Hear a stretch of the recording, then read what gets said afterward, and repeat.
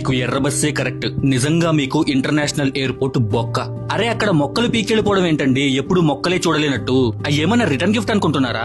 అరే ఒక పక్కన అల్లూరి సీతారామరాజు అని అంత గొప్ప వ్యక్తి పేరు పెట్టి ఇంత పెద్ద ఇంటర్నేషనల్ ఎయిర్పోర్ట్ నిర్మిస్తే మీరు చేసే పనులు ఇవా? పరువు తీసేస్తున్నారు కదండి. 13,000 మంది గిరిజన మహిళలు దింసా నృత్యం ప్రదర్శించి గిన్నీస్ వరల్డ్ రికార్డ్ సాధించారు. ఇలాంటి గొప్పలు చెప్పుకునే లోపే ఇదిగో ఇలాంటి చండాలను చూడాల్సి వస్తుంది. అయినా యోగా ఈవెంట్ పెడితే యోగా మ్యాట్లు ఎత్తుకెళ్లిపోవడం, ఎక్కడైనా లోడ్ లారీ యాక్సిడెంట్ అయి పడుంటే విచ్చలవిడిగా ఎవరి చేతికి ఎంత దొరికితే అంత ఎత్తుకెళ్లిపోవడం, ఇంత పెద్ద ఇంటర్నేషనల్ ఎయిర్పోర్ట్ ఓపెనింగ్ చేస్తే అక్కడి నుంచి కూడా మొక్కలు ఎత్తుకెళ్లిపోవడం, అస్సలు భయం లేదు, సిగ్గు లేదు. అరే అది తప్పు, అలా చెయ్యకూడదు అని తెలిసినా కూడా చేస్తున్నారు.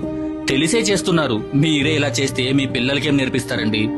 పొలిటీషియన్స్ దేశాన్నే దోచుకుంటున్నారు, ముందు వాళ్ల గురించి మాట్లాడండి. తొక్కలో మొక్క పీకెళ్తే ఏమవుతుంది అని మిమ్మల్ని మీరు సమర్థించుకోకండి. చండాలంగా ఉంటుంది. ఆల్రెడీ మన ఇండియన్స్ కి సివిక్ సెన్స్ లేదు అని బ్యాడ్ నేమ్ ఉంది. మీరు ఇంకా దాన్ని పెంచకండి. అలా అని మీరందరూ చెడ్డవాళ్లు, దుర్మార్గులని కాదు. ఏ రోజు ఎవరి జోలికి వెళ్లకుండా మీ బ్రతుకులు మీరు బ్రతుకుతున్నారు. కష్టపడి సంపాదించి పిల్లల్ని చదివించుకుని సమాజంలో మంచిగా బ్రతకాలి అని ప్రతిరోజు కష్టపడుతున్నారు. మీరు మీ కుటుంబం పట్ల, మీ పిల్లల పట్ల చాలా బాధ్యతగా ఉంటారు. ఇంకెప్పుడైనా ఇలాంటి ఈవెంట్లకి వెళ్ళినప్పుడు అక్కడి నుంచి మీరేమీ తీసుకెళ్లకండి.